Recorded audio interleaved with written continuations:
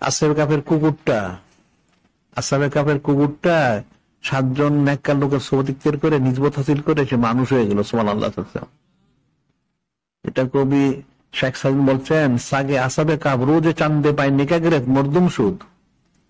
আসহাবে কাফের 7 জন যুবক নেককার সলিহীন, ওলিয়া বড় ওলি আল্লাহ না সলিহীন, ওনাদের সাথে সেটা গুহায় পাহারাদার হিসেবে রয়ে গেছে। ওই সময় একটা শাসক ছিল দাকিয়ানুস, একটা জালেম, মানুষকে জোর করে সেজদা করাতো। ওই সেজদা করার থেকে বাঁচার জন্য ওনারা সময় নিয়ে গুহায় আশ্রয় নিলেন। সাথে একটা কুকুর যাচ্ছিল, তো 7 জন তারা বললো যে কুকুরটাকে রেখে গেলে ভালো, কিন্তু যিনি প্রধান উনি বললেন না, আমাদের সাথে নিয়ে চলো, পাহারাদার। তো ওনারা গিয়ে গুহায় প্রবেশ করলেন, কুকুরটা গুহার মুখে পাহারাদার যে বসে রইলো। এটা কোরআন শরীফে আছে, অকেটা। সেটাই বলা হচ্ছে, শেখ সাদিদ বলতেছেন এই গুহাটা থাকার কারণে সোহবতে এটা কিয়ামত দিন মরদুদ দরবেশ, মরদুদ হয়ে গেছে দরবেশ বালাম বিন বাউরা, তার শুরুতে সে বেহেশতে যাবে। সুবহানাল্লাহ।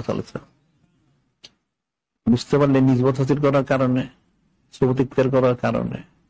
আবার পেসরে নুহে বা বদা ব নাশাস্ত খানদানে নুবতের গমসুদ। হযরত নূহ আলাইহিস সালাম দলিল কত রসুল, ওনার ছেলেরা রসুলের কথা, কিন্তু ওনার একটা ছেলে কেনান কাফেরদের সবতিক্তের করার কারণে, কাফেরদের নিজবত হাসিল করার কারণে সে কাফের হয়ে মারা গেছে। নাউজুবিল্লাহ। কাজে নিজবতটা কোথায় এটা দেখতে হবে, সেই অনুযায়ী ফয়সালা। এটা মনে রাখবে, সবতিক্তের করতে হবে।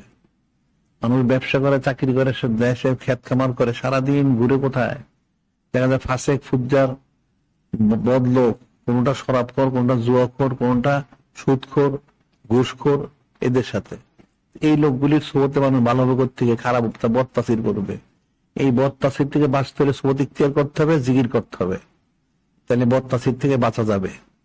তখন তোমার পক্ষে দিনদার পরেজগার আল্লাহ সম্ভব।